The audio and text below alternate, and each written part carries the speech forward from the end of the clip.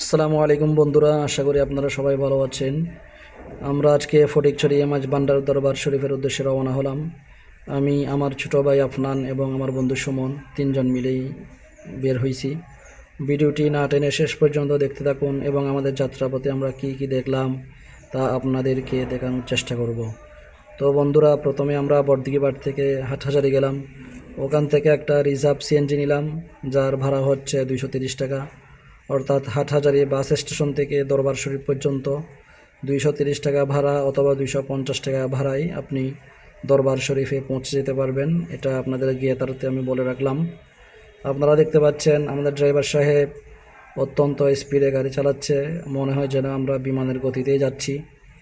আসলে হাটহাজারী থেকে নাজিরহাট সড়কটি যেভাবে প্রশস্ত হয়েছে, সংস্কার হয়েছে, উন্নয়ন হয়েছে, আসলে এইভাবে গাড়ি না চালালে ড্রাইভার সাহেব মনে করতেছেন রাস্তার হক আদায় হবে না, তাই হয়তো এইভাবে স্পিডে চালাচ্ছে।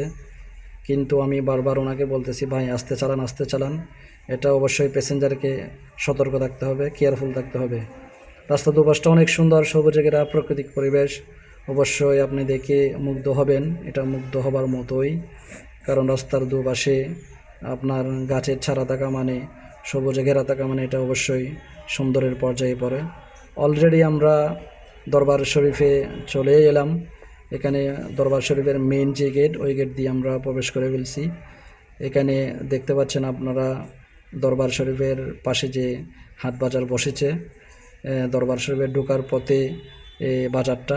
আপনারা যদি ওই সময় অর্থাৎ রবিবার এবং বৃহস্পতিবার যদি আপনারা এখানে জিয়ারত করতে আসেন, তাহলে অবশ্যই এই বাজার থেকে আপনারা বাজার করে নিয়ে যেতে পারবেন। সব কিছু আপনারা ফরমালিন মুক্ত পাবেন।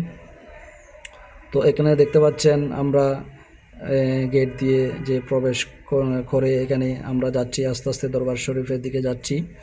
তো অলরেডি আমরা প্রায় চলে এলাম।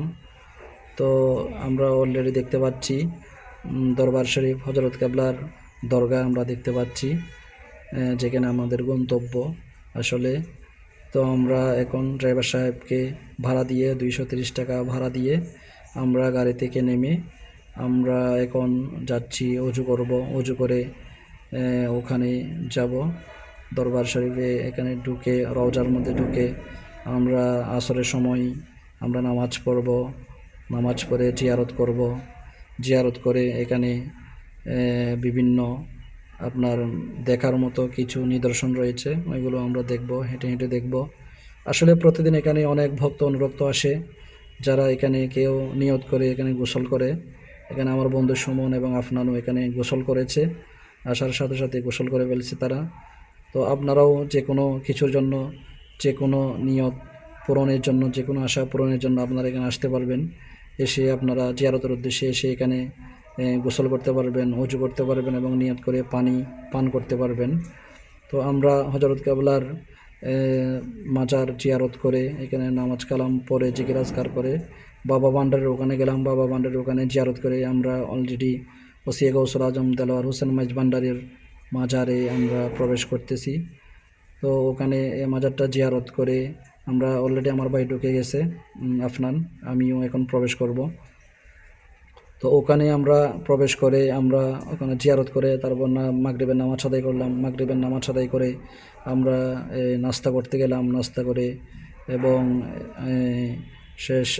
সব শেষে আমরা জিয়া বাবার মাজার জিয়ারত করলাম। জিয়া বাবার মাজার জিয়ারত শেষে আমরা এখানে অসংখ্য আউলিয়ায়ে কেরামের মাজারে পাক রয়েছে এখানে, আপনারা অবশ্যই জানেন।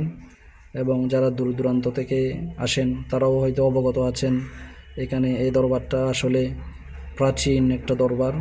এই দরবারে কেউ এসে আর্জি দিয়ে খালি হাতে ফিরেছে এরকম কোনো নজির নেই। এখানে যে জন্যই আসুক, যেভাবে আসুক, এখানে হিন্দু, মুসলিম, বৌদ্ধ, খ্রিস্টান, যে ধর্মের লোক হোক না কেন, যে শ্রেণী পেশার লোক হোক না কেন, এখানে সবার জন্য এখানে সবাইকে স্বাগত জানাই। এখানে সবাই আসতে পারে। এখানে সবার জন্য দরবার শরীফের দরজা সবার জন্য খোলা, সবার জন্য উন্মুক্ত। আপনি উন্মুক্ত মনে, আপনি উন্মুক্ত চিন্তা চেতনা নিয়ে এ দরবার শরীফে আসতে পারবেন। তো অবশ্যই আমরা এখন আমাদের আসলে বিদায়ের সময় হয়ে গেছে, আমরা এখন চলে যাব।